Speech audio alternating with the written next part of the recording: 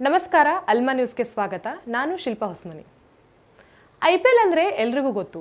ಆದರೆ ಮನೆಯಲ್ಲಿರೋ ಟಿವಿಯಲ್ಲೋ, ಹೊರಗಡೆ ಹೋಗಿ ಹೋಟೆಲ್ ರೆಸ್ಟೋರೆಂಟ್ನಲ್ಲೋ ಅಥವಾ ನಿಮ್ಮ ಮೊಬೈಲ್, ಟ್ಯಾಬ್, ಲ್ಯಾಪ್ಟಾಪ್ನಲ್ಲೋ ಎಲ್ಲೋ ಕೂತ್ಕೊಂಡು IPL ಕ್ರಿಕೆಟ್ ಮ್ಯಾಚ್ ನೋಡೋ ನಿಮಗೆ ಒಂದು IPLನ ನಡೆಸಲು ಎಷ್ಟು ಜನ ಶ್ರಮ ಪಡುತ್ತಾರೆ, ಒಂದು IPL ಚಿತ್ರೀಕರಿಸಲು ಎಷ್ಟು ಕ್ಯಾಮ್ರಾ ಬಳಸುತ್ತಾರೆ, IPL ಎಷ್ಟು ಭಾಷೆಯಲ್ಲಿ ಪ್ರಸಾರವಾಗುತ್ತೆ ಅನ್ನೋದು ಗೊತ್ತಾ? ನಾವು ನೋಡೋ 3 ರಿಂದ 4 ಗಂಟೆಯ IPL ಕ್ರಿಕೆಟ್ ಪಂದ್ಯ ನಮಗೆ ತಲುಪುವುದರ ಹಿಂದೆ ಒಟ್ಟು 1100 ಜನರ ಶ್ರಮ ಅದರಲ್ಲಿ ಸೇರಿರುತ್ತೆ. ಈಗ ನಿಮಗೆ ಏನಿದು ಒಂದು 3 ಗಂಟೆಯ ಕ್ರಿಕೆಟ್ ಪಂದ್ಯ ಜನರಿಗೆ ತಲುಪಿಸಲು 1100 ಜನ ಬೇಕಾ ಅನ್ನೋ ಪ್ರಶ್ನೆ ಏನಾದರೂ ನಿಮಗೆ ಇದ್ದರೆ ಅದರ ಉತ್ತರ ಈ ವಿಡಿಯೋನ ಪೂರ್ತಿಯಾಗಿ ನೋಡಿದರೆ ಅರ್ಥ ಆಗುತ್ತೆ. ಹಾಗಿದ್ರೆ ಮೊದಲಿಗೆ ಒಂದು IPL ಪಂದ್ಯದಲ್ಲಿ ಎಷ್ಟು ಕ್ಯಾಮ್ರಾ ಬಳಸುತ್ತಾರೆ ಮತ್ತು ಆ ಕ್ಯಾಮ್ರಾಗಳನ್ನು ಕಂಟ್ರೋಲ್ ಮಾಡಲು ಎಷ್ಟು ಜನ ಸಿಬ್ಬಂದಿಗಳು ಕೆಲಸ ಮಾಡುತ್ತಾರೆ ಅನ್ನೋದನ್ನು ನೋಡೋಣ ಬನ್ನಿ. IPLನ ಮೈದಾನದಲ್ಲಿ ಒಟ್ಟು 40 ಕ್ಯಾಮ್ರಾಗಳನ್ನು ಬಳಸುತ್ತಾರೆ ಹಾಗೂ ಅವುಗಳನ್ನು ನಿಯಂತ್ರಿಸಲು ಕ್ಯಾಮ್ರಾಮನ್ಗಳು, ಲೈಟ್ ಮ್ಯಾನ್ಗಳು ಸೇರಿದಂತೆ ಒಟ್ಟು 150 ರಿಂದ 160 ಜನ ಕಾರ್ಯನಿರ್ವಹಿಸುತ್ತಾರೆ. ಮತ್ತು ಮೈದಾನದಿಂದ ನಮ್ಮ ಟಿವಿ, ಮೊಬೈಲ್, ಲ್ಯಾಪ್ಟಾಪ್ಗಳಿಗೆ ತಲುಪುವ ಹಾಗೆ ನೇರ ಪ್ರಸಾರ ಮಾಡಲು ಏಕಕಾಲಕ್ಕೆ 40 ಕ್ಯಾಮ್ರಾಗಳನ್ನು ಬಳಸುತ್ತಿದ್ದು, ಇದರಲ್ಲಿ 32 ರಿಂದ 34 ಕ್ಯಾಮ್ರಾಗಳು ಪಂದ್ಯದ ಪ್ರಸಾರ ಮಾಡಲು ಮೀಸಲಾದರೆ ಇನ್ನು ಉಳಿದ ಕ್ಯಾಮ್ರಾಗಳು ಮಾತುಕತೆ, ಸ್ಟೇಡಿಯಂನಲ್ಲಿರುವ ಅಭಿಮಾನಿಗಳನ್ನು ಹಾಗೂ ಇತರ ಅಂಶಗಳನ್ನು ಚಿತ್ರೀಕರಿಸಲು ಬಳಸಲಾಗುತ್ತದೆ. ಮೈದಾನದಲ್ಲಿ ನಡೆಯುತ್ತಿರುವ ಪಂದ್ಯವನ್ನು ಪ್ರಸಾರ ಮಾಡುವ ಕ್ಯಾಮ್ರಾಗಳನ್ನು BCCI ನಿಯಂತ್ರಿಸುತ್ತದೆ ಹಾಗೂ ಇನ್ನುಳಿದ ಕ್ಯಾಮ್ರಾಗಳನ್ನು IPLನ ಡಿಜಿಟಲ್ ಪ್ಲಾಟ್ಫಾರ್ಮ್ ಮೂಲಕ ಜನರಿಗೆ ತಲುಪಿಸುವ ಜಿಯೋ ಹಾಟ್ಸ್ಟಾರ್ನವರು ನಿಯಂತ್ರಣ ಮಾಡುತ್ತಾರೆ. ಮತ್ತು ಈ ಎಲ್ಲ ಕ್ಯಾಮ್ರಾಗಳಿಂದ ಕೇಬಲ್ಗಳು ಕಂಟ್ರೋಲ್ ರೂಮ್ಗೆ ಜೋಡಣೆಯಾಗಿರುತ್ತೆ. ನಂತರ ಅಲ್ಲಿಂದ ಉಪಗ್ರಹ ಅಥವಾ ಇಂಟರ್ನೆಟ್ ಸಂಪರ್ಕಗಳ ಮೂಲಕ ವಿವಿಧೆಡೆಗೆ ರವಾನಿಸಿ ಡಿಜಿಟಲ್ ಹಾಗೂ ಸ್ಯಾಟಲೈಟ್ ಮೂಲಕ ಕ್ರಿಕೆಟ್ ಪ್ರಿಯರನ್ನು ತಲುಪುತ್ತದೆ. ಇನ್ನು IPL ಪಂದ್ಯದಲ್ಲಿ ನೇರ ಪ್ರಸಾರ ಮಾಡಲು ಯಾವೆಲ್ಲ ಕ್ಯಾಮ್ರಾ ಬಳಸುತ್ತಾರೆ ಅನ್ನೋದನ್ನು ನೋಡೋದಾದರೆ, ಮೊದಲಿಗೆ 10 ಮುಖ್ಯ ಕ್ಯಾಮ್ರಾಗಳು. ಇವುಗಳು ಇಡೀ ಪಂದ್ಯದಲ್ಲಿ ಬರೀ ಆಟಗಾರರು ಮತ್ತು ಚೆಂಡನ್ನು ಮಾತ್ರ ಅನುಸರಿಸುವ ಕ್ಯಾಮ್ರಾಗಳಾಗಿರುತ್ತವೆ. ಇವು ಅತಿ ಹೆಚ್ಚಿನ ಗುಣಮಟ್ಟದ ಕ್ಯಾಮ್ರಾಗಳಾಗಿದ್ದು ಮತ್ತು ಹೆಚ್ಚಿನ ಫ್ರೇಮ್ನಲ್ಲಿ ಚಿತ್ರೀಕರಿಸುವ ಸಾಮರ್ಥ್ಯವನ್ನು ಹೊಂದಿದ್ದು ಇವುಗಳನ್ನು ಮೈದಾನದ 4 ದಿಕ್ಕುಗಳಲ್ಲೂ ಅಳವಡಿಸಿರುತ್ತಾರೆ. ಇನ್ನು ಎರಡನೇದಾಗಿ ಆಕ್ಷನ್ ರಿಪ್ಲೇ ಕ್ಯಾಮ್ರಾ. ಇವು ಸೆಕೆಂಡಿಗೆ 1000 ಫ್ರೇಮ್ ಅಷ್ಟು ಹೆಚ್ಚಿನ ಫ್ರೇಮನ್ನು ಹೊಂದಿರುವ ಕ್ಯಾಮ್ರಾಗಳಾಗಿದ್ದು ಇವುಗಳನ್ನು LBW, ಕ್ಯಾಚ್, ರನ್ಔಟ್ ಮುಂತಾದವುಗಳ ಪರಿಶೀಲನೆಗಾಗಿ ಬಳಸುತ್ತಾರೆ. ಮೂರನೇದಾಗಿ 2 ಅಂಪೈರ್ ಕ್ಯಾಮ್ರಾಗಳು. ಇವುಗಳನ್ನು ಚೆಂಡು ಸಾಗುವ ದಿಕ್ಕನ್ನು ಟ್ರ್ಯಾಕ್ ಮಾಡಲು ಹಾಗೂ ಬ್ಯಾಟರ್ಗಳ ಹತ್ತಿರದ ದೃಶ್ಯ ನೀಡಲು ಬಳಸಲಾಗುತ್ತದೆ.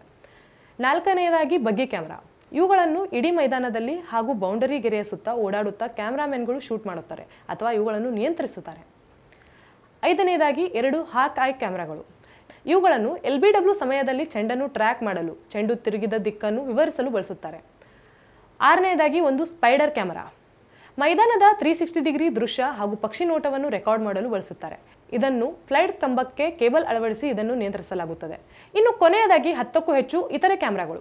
ಇವುಗಳ ಜೊತೆಗೆ ಜನರ ಭಾವನೆಗಳನ್ನು ಶೂಟ್ ಮಾಡಲು ಪಂದ್ಯದ ಮಧ್ಯದಲ್ಲಿ ಕಾಮೆಂಟರಿಗೆ, ಸ್ಟುಡಿಯೋಗಳಲ್ಲಿ ಚಿತ್ರೀಕರಣಕ್ಕೆ ಬಳಸಲಾಗುತ್ತದೆ.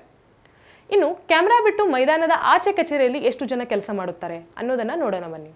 ಮೈದಾನದ ಆಚೆಯಲ್ಲಿ ಒಂದು ಕಚೇರಿ ಇರುತ್ತದೆ. ಆ ಕಚೇರಿಯಲ್ಲಿ ಒಟ್ಟು 900 ರಿಂದ 950 ಮಂದಿ ಕೆಲಸ ಮಾಡುತ್ತಾರೆ. ನೇರ ಪ್ರಸಾರಕ್ಕೆ ಸಂಬಂಧಿಸಿದಂತೆ ಮೈದಾನದ ಆಚೆಯ ಪ್ರಪಂಚವೇ ಬೇರೆಯಾಗಿದ್ದು, ಮುಂಬೈನಲ್ಲಿರುವ ಜಿಯೋ ಹಾಟ್ಸ್ಟಾರ್ ಕೇಂದ್ರ ಕಚೇರಿಯಲ್ಲಿ ನೇರ ಪ್ರಸಾರ ಬಗೆಯ ಕಾರ್ಯಗಳನ್ನು ನಿರ್ವಹಿಸಲಾಗುತ್ತದೆ. ಕನ್ನಡ, ಇಂಗ್ಲಿಷ್, ಹಿಂದಿ ಹಾಗೂ ಇನ್ನೂ 12 ಭಾಷೆಗಳಲ್ಲಿ ಪ್ರಸಾರವಾಗುವ ಪಂದ್ಯವನ್ನು ನಿರ್ವಹಿಸಲು ಇಲ್ಲಿ 170ಕ್ಕೂ ಅಧಿಕ ವೀಕ್ಷಣೆಗಾರರು ಅಥವಾ ನಿರೂಪಕರು, 750 ರಿಂದ 800 ತಂತ್ರಜ್ಞರು ಬಿಡುವಿಲ್ಲದೆ ದುಡಿಯುತ್ತಾರೆ. ಇನ್ನು ಇದರಲ್ಲಿ ಯಾರ್ಯಾರು ಯಾವ ಕೆಲಸ ಮಾಡುತ್ತಾರೆಂದು ನೋಡೋಣ ಬನ್ನಿ. 12 ಭಾಷೆಗಳಲ್ಲಿ ಕನ್ನಡ, ಇಂಗ್ಲಿಷ್, ಹಿಂದಿ, ತಮಿಳು ಸೇರಿದಂತೆ ಭಾರತದ ಅನೇಕ ರಾಜ್ಯದ 12 ಭಾಷೆಗಳಲ್ಲಿ ಈ ಬಾರಿಯೂ IPL ಪ್ರಸಾರವಾಗುತ್ತಿದೆ. ಇದರಲ್ಲಿ 33 ಫೀಡ್ಗಳಿವೆ. ಪ್ರತಿಯೊಂದು ಭಾಷೆಗೂ ಪ್ರತ್ಯೇಕ ಸ್ಟುಡಿಯೋಗಳನ್ನು ನಿರ್ಮಿಸಲಾಗಿದ್ದು 170 ಜನ ವೀಕ್ಷಕ ವಿವರಣೆಕಾರರಾಗಿದ್ದಾರೆ. ಈ ಬಾರಿ ಬರೋಬ್ಬರಿ 170 ಜನ ವಿವರಣೆಕಾರರಿದ್ದು ಇವರು ಈ ಹಿಂದಿನ ಎಲ್ಲ ಸೀಸನ್ಗಳಿಗಿಂತ ಈ ಸೀಸನ್ನಲ್ಲಿ ಹೆಚ್ಚಿನ ಸಂಖ್ಯೆಯಲ್ಲಿದ್ದಾರೆ. ಈ ಬಾರಿ ಕನ್ನಡದಲ್ಲಿ ವೀಕ್ಷಣೆ ವಿವರಣೆ ಮಾಡಲು 17 ಮಂದಿಯನ್ನು ಆಯ್ಕೆ ಮಾಡಲಾಗಿದೆ. ಮತ್ತು ಮಿಷನ್ ಮಿಕ್ಸರ್, ಸಹ ನಿರ್ದೇಶಕ, ಎಡಿಟ್ ತಂಡ, ರೀಪ್ಲೇ, ನಿರ್ವಾಹಕರು, ಸೌಂಡ್ ಎಂಜಿನಿಯರ್, IT ಸೇರಿ ಮುಂಬೈನಲ್ಲಿರುವ ಕಂಟ್ರೋಲ್ ರೂಮ್ನಲ್ಲಿ ಪ್ರತಿ ಪಂದ್ಯಕ್ಕೆ 750 ರಿಂದ 800 ತಂತ್ರಜ್ಞರು ಕೆಲಸ ಮಾಡುತ್ತಾರೆ. IPL ಪಂದ್ಯದ ಮೊದಲು, ನಡುವೆ ಹಾಗೂ ನಂತರದಲ್ಲಿ ವೀಕ್ಷಕ, ವಿವರಣೆಕಾರರ, ನಿರೂಪಕಾರರ ಮಾತುಗಳನ್ನು ಚಿತ್ರೀಕರಿಸಲು ಮತ್ತು ಪ್ರತಿ ಮೈದಾನದಲ್ಲಿ 3 ಸ್ಟುಡಿಯೋಗಳು ಇರುತ್ತವೆ. ಮತ್ತು ಪಂದ್ಯದ ಸಮಯದಲ್ಲಿ ಇಂಗ್ಲಿಷ್ ಗೊತ್ತಿರುವಂತಹ 10 ರಿಂದ 12 ವೀಕ್ಷಣೆ ವಿವರಣೆಕಾರರು ಮೈದಾನದಲ್ಲಿ ಇರುತ್ತಾರೆ. ಇನ್ನು ಕ್ಯಾಮ್ರಾ ಮತ್ತು ಮೈಕ್ಗಳನ್ನು ಪಂದ್ಯ ನಡೆಯುವ ದಿಕ್ಕಿನಂತೆ 5 ದಿನಗಳ ಮೊದಲೇ ಅಳವಡಿಸಲಾಗುತ್ತದೆ. ಪ್ರತಿಯೊಂದು ಕ್ಯಾಮ್ರಾ ಮತ್ತು ಇತರ ಉಪಕರಣಗಳನ್ನು 5 ದಿನಗಳು ಸಂಪೂರ್ಣವಾಗಿ ಪರೀಕ್ಷೆ ಮಾಡಲಾಗುತ್ತದೆ. ಆಕ್ಷನ್ ರಿಪ್ಲೇ, ಹಿಂದಿನ ಪಂದ್ಯದ ಹೈಲೈಟ್ಸ್, ಮೈದಾನದ ಹೊರಗೆ ನಡೆದ ಘಟನೆಗಳು, ಪ್ರತಿ ಚೆಂಡಿನ ಬಳಿಕ ಅಭಿಮಾನಿಗಳ ಚೇರಿಂಗ್, ವಿಡಿಯೋಗಳನ್ನು ಮಿಕ್ಸ್ ಮಾಡುತ್ತಾರೆ. ಹೀಗಾಗಿ ಪಂದ್ಯ ವೀಕ್ಷಿಸುವವರಿಗೆ ಒಂದು ಹೊಸದಾದ ಅನುಭವವನ್ನು ನೀಡುತ್ತದೆ. ಮತ್ತು 12 ಭಾಷೆಗಳಲ್ಲಿ 170 ವೀಕ್ಷಕ, ವಿವರಣೆಕಾರರು ಹಾಗೂ ನಿರೂಪಕರು ಭಾಗಿಯಾಗಿರುತ್ತಾರೆ. ಅವರೆಲ್ಲರಿಗಾಗಿ ಒಂದು ಪೂರ್ತಿ IPL ಆವೃತ್ತಿಯಲ್ಲಿ ಒಟ್ಟಾರೆಯಾಗಿ 1500 ಜೊತೆ ಬಟ್ಟೆಗಳನ್ನು ಬಳಸಲಾಗುತ್ತದೆ. ಇನ್ನು ಈ ಪಂದ್ಯಕ್ಕಾಗಿ ಇಷ್ಟೆಲ್ಲ ಮಾಡುವ ತಾಂತ್ರಿಕ ಸಿಬ್ಬಂದಿಗಳಿಗಾಗಿ IPL ಪಂದ್ಯ ನಡೆಯುವ ಸ್ಥಳಗಳಲ್ಲಿನ ಹತ್ತಿರದ ವಿವಿಧ ಹೋಟೆಲ್ಗಳಲ್ಲಿ 200ಕ್ಕೂ ಹೆಚ್ಚು ಕೊಠಡಿಗಳನ್ನು ಮುಂಗಡವಾಗಿ ಕಾಯ್ದಿರಿಸಲಾಗುತ್ತದೆ. ಇನ್ನು ಪ್ರತಿ ವರ್ಷದಂತೆ ಈ ವರ್ಷನೂ 18ನೇ ಸೀಸನ್ IPL ಪಂದ್ಯಾವಳಿ 13 ಮೈದಾನದಲ್ಲಿ ನಡೆಯುತ್ತಿದ್ದು, ಇದರಲ್ಲಿ 10 ಮೈದಾನದಲ್ಲಿ ಕ್ಯಾಮೆರಾಗಳನ್ನು ಅಳವಡಿಸಲಾಗಿದೆ. ಉಳಿದ 3 ಮೈದಾನಗಳಿಗೆ ಅವುಗಳ ಹತ್ತಿರದ ರಾಜ್ಯದ ಮೈದಾನಗಳಿಂದ ಕ್ಯಾಮೆರಾ ಕಿಟ್ಗಳನ್ನು ಪಂದ್ಯವಿದ್ದಾಗ ಸಾಗಿಸಲಾಗುತ್ತಿದೆ. ಪಂದ್ಯವೊಂದರ ಚಿತ್ರೀಕರಣ ಮಾಡಲು ಮೈದಾನವೊಂದರಲ್ಲಿ ಸುಮಾರು 4 ಕಿಲೋಮೀಟರ್ ಎಷ್ಟು ಉದ್ದದ ಕೇಬಲ್ಗಳನ್ನು ಬಳಕೆ ಮಾಡಲಾಗುತ್ತದೆ. ಇವು ಕ್ಯಾಮೆರಾ ಮತ್ತು ಮೈಕ್ ಜೋಡಣೆಗೆ ಸೀಮಿತವಾಗುತ್ತದೆ. ಈ ಎಲ್ಲ ತಾಂತ್ರಿಕ ಕೆಲಸಕ್ಕೆ ಮುಖ್ಯವಾಗಿ ವಿದ್ಯುತ್ನ ಅವಶ್ಯಕತೆ ಮುಖ್ಯವಾಗಿದ್ದು, ಹೀಗಾಗಿ ಚಿತ್ರೀಕರಣ ಮತ್ತು ಅದರ ಪ್ರಚಾರಕ್ಕೆ ಬೇಕಾಗುವ ವಿದ್ಯುತ್ತನ್ನು ತನ್ನ ಪ್ರಸಾರ ಸಂಸ್ಥೆ ಅಂದರೆ ಪ್ರಸ್ತುತ ಜಿಯೋ ಹಾಟ್‌ಸ್ಟಾರ್ ವ್ಯವಸ್ಥೆ ಮಾಡಿಕೊಡಬೇಕಾಗುತ್ತದೆ. ಮತ್ತು ಒಂದು ಸಾರಿ ನೇರ ಪ್ರಸಾರ ಆರಂಭವಾದರೆ ಅದು ಮುಗಿಯುವವರೆಗೂ ಕೆಲವು ಸಿಬ್ಬಂದಿಗೆ ಕೆಲವು ನಿಮಿಷಗಳ ಬಿಡುವು ಕೂಡ ಸಿಗಲ್ಲ. ಹೀಗಾಗಿ ಅವರ ಆಹಾರ ಕ್ರಮಕ್ಕೆ ತಕ್ಕಂತೆ ಅಲ್ಲಿ ಕೆಲಸ ಮಾಡುವ ಎಲ್ಲ 1100 ಮಂದಿಗೆ ಅವರವರ ಆಹಾರ ಕ್ರಮಕ್ಕೆ ತಕ್ಕಂತೆ ಊಟೋಪಚಾರದ ವ್ಯವಸ್ಥೆಯನ್ನು ಮಾಡಿ ಪಂದ್ಯದ ಸಮಯದಲ್ಲಿ ಅವರಿರುವ ಸ್ಥಳಕ್ಕೆ ಊಟ ತಲುಪಿಸಲಾಗುತ್ತದೆ. ಮತ್ತು ಊಟೋಪಚಾರ, ಸಾರಿಗೆ ಹಾಗೂ ಇನ್ನಿತರ ವ್ಯವಸ್ಥೆಯನ್ನು ಮಾಡಲೆಂದೇ ನೂರಾರು ಜನ ಕೆಲಸ ಮಾಡುತ್ತಾರೆ.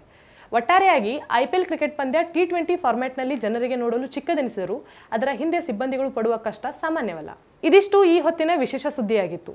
ನಿರಂತರ ಸುದ್ದಿಗಾಗಿ ನೋಡ್ತಾ ಇರಿ ಅಲ್ಮಾ ನ್ಯೂಸ್ 24.